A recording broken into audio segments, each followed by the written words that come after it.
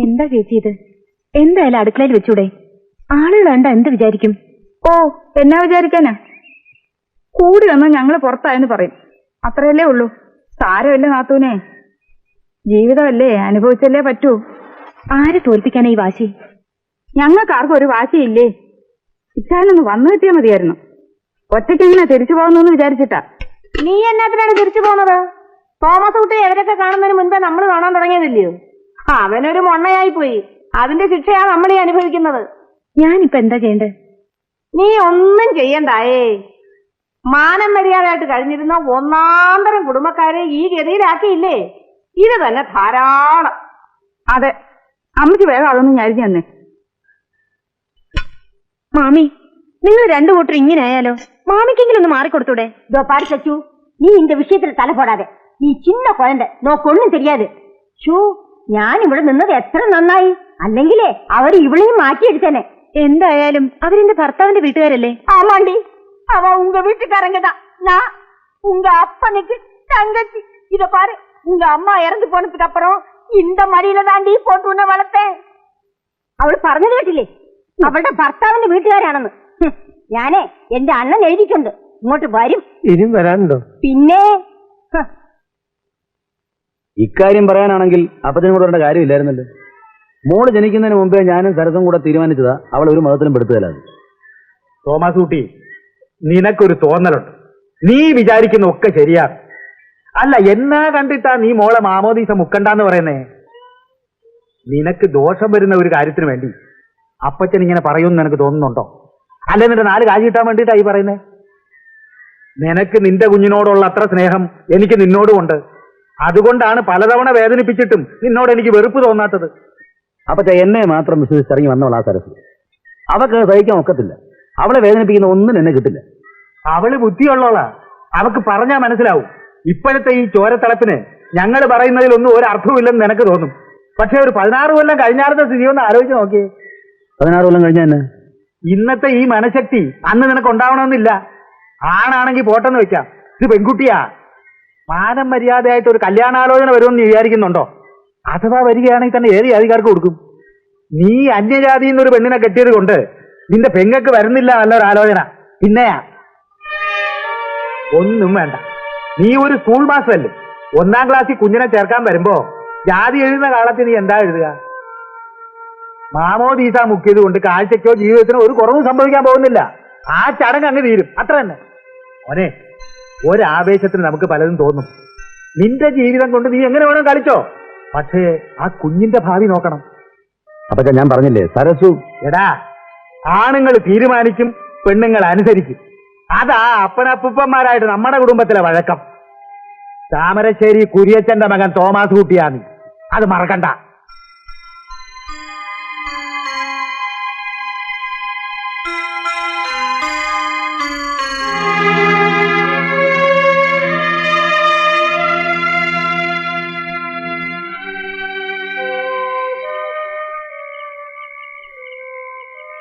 എന്താ ഇവിടെ വന്നിരിക്കുന്നത്?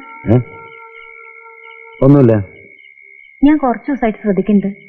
ശരിക്കും ഊണ് കഴിക്കുന്നില്ല, ഉറങ്ങണില്ല. പഴയ സന്തോഷമൊക്കെ പോയി.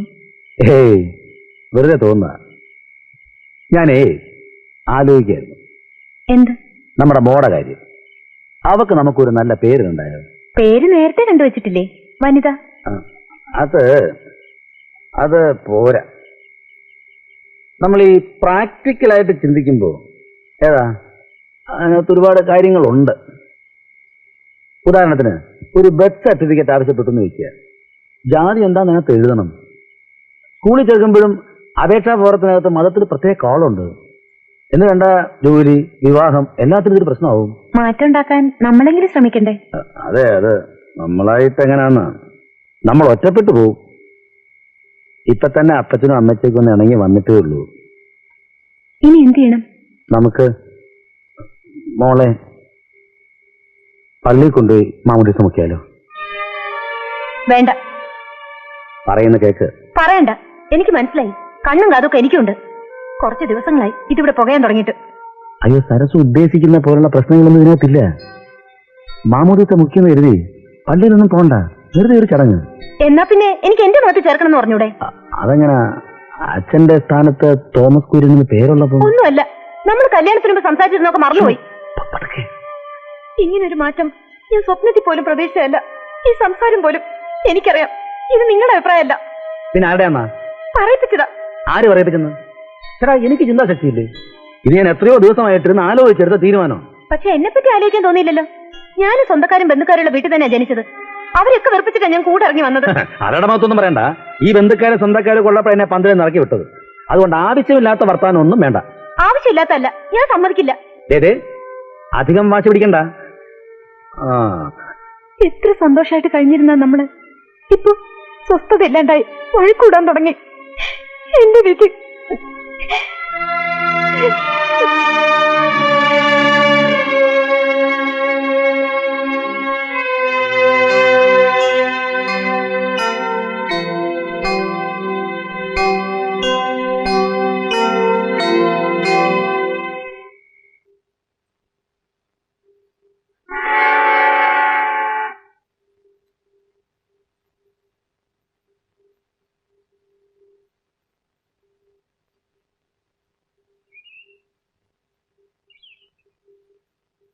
അല്ല സ്വാമി, ഇതെന്താ പെട്ടിയും സഞ്ചിയൊക്കെ ആയിട്ട്? ഞാൻ പോവാണ് പൂട്ട. ശാപ്പാടാണ് വലുത് എന്ന് ഞാൻ ധരിച്ചിരുന്നു. അല്ലേ? അല്ല, മനസമാധാനമാണ്. ഈ വീട്ടിലെ താളം തെറ്റി. ഒരാളുടെ ഭാരം കുറഞ്ഞാൽ അത്രയോ ആയല്ലോ. ടീച്ചറോട് പറഞ്ഞോ? ഇല്ലേ. എവിടേക്കാണ് പോണെന്ന് ചോദിച്ചാൽ എനിക്ക് പറയാൻ ഉത്തരമില്ലല്ലോ. കുട്ടിയായിരിക്കുമ്പോ തന്നെ അവള് കരയുന്നത് കണ്ടാൽ എനിക്ക് വലിയ വിഷമായിരുന്നു. പുറപ്പെടുമ്പോ ആ കാഴ്ച കാണണ്ടല്ലോ എന്ന് കരുതി. പൂട്ടാ, ചോദിച്ചാ പറഞ്ഞേക്ക്, മാമ എന്നും അവൾക്ക് വേണ്ടി പ്രാർത്ഥിക്കുന്നു.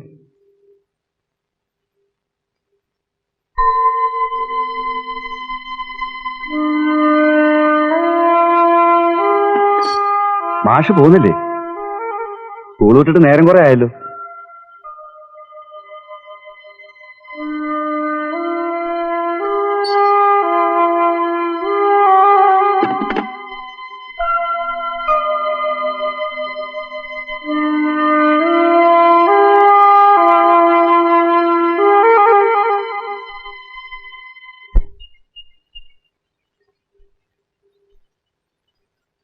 അമ്മച്ചി പോവാടാ മോനെ.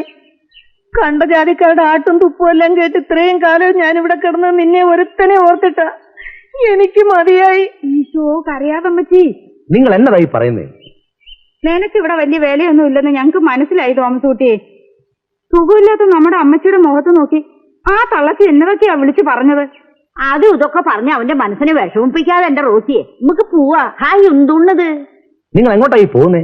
ഞങ്ങള് നമ്മുടെ വീട്ടിലേക്ക് പോവാടാ മോനെ. എനിക്ക് സങ്കടങ്ങളൊക്കെ നിന്റെ അപ്പച്ചനോട് പറഞ്ഞൊന്ന് പൊട്ടിക്കരയണം, എങ്കിലേ എന്റെ നെഞ്ചിന്റെ വേദന മാറും. ഈനാശൂട്ടി വന്നാ പറഞ്ഞേക്ക് ഞാൻ ഇവരുടെ കൂടെ പോയിരുന്നു. 2 ദിവസം മരിയോളെ കൂടെ നിക്കാന്ന് വിചാരിച്ചു വന്നതാ. റോസി എന്തുണ്ടി അവളെന്നെ വിളിച്ചത്? ഇത്തിക്കണ്ണീന്ന്. കേട്ടട മോനെ, ഇത്തിക്കണ്ണീന്ന്. ഈനാശൂട്ടി ഇതങ്ങനെ അറിഞ്ഞ ഇവിടെ എന്തൊക്കെയാ നടക്കാൻ ദൈവം തമ്പുരാന് മാത്രം അറിഞ്ഞു. പോകാം അമ്മച്ചി. വരട്ടെ, ഞാൻ സരസ്വനോട് സംസാരിക്കട്ടെ. വേണ്ടടാ, നിന്റെ മോളെ ഒന്ന് കണ്ട് കൊതി പോലും തീർന്നില്ല എനിക്ക്. അവളെയും കൂട്ടിയിട്ട് വേണം വീട്ടിലേക്ക് പോകാനെന്ന് വിചാരിച്ചിരിക്കുകയായിരുന്നു. ഏതെല്ലാം പള്ളി നേർന്നിട്ടാ നിന്റെ അപ്പച്ചന്റെ ദേഷ്യം ഒന്ന് മാറി കിട്ടിയെന്ന് അറിയാമോ? ഇനിയിപ്പൊ അതൊന്നും പറഞ്ഞിട്ട് കാര്യമൊന്നും ഇല്ല അമ്മച്ചി. തോമസ് കുട്ടി അകത്തേക്കല്ലേ, അവളുടെ അപ്പനൊക്കെ വന്നിട്ടുണ്ട്. എഴുത്തയച്ച് വരുത്തിയതാ. അവര് മോളെ ഗുരുവായൂർ കൊണ്ടുപോയി ചോറ് കൊടുക്കാൻ പോവാണെന്ന്. എന്നിട്ട് കാതൂത്ത് കല്യാണമൊക്കെ നടത്തി അവരുടെ കൂട്ടത്തിലാക്കാൻ തീരുമാനിച്ചിരിക്കുക. അതൊക്കെ കുട്ടിയുടെ അമ്മ തീരുമാനിച്ച മാതിരി കാര്യങ്ങളൊക്കെ നടക്കുള്ളൂ. അല്ലെങ്കിൽ അപ്പന് ചുണ വേണം.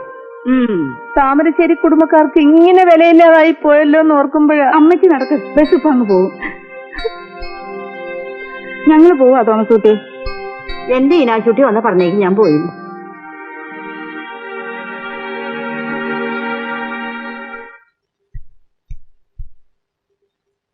ഞങ്ങൾ കാണാൻ കാത്തിരിക്കുകയായിരുന്നു. കുറെ കാര്യങ്ങൾ സംസാരിക്കാനുണ്ട്. അതിനു മുമ്പ് എനിക്ക് സരസ്വതായിട്ട് സംസാരിക്കാനുണ്ട്.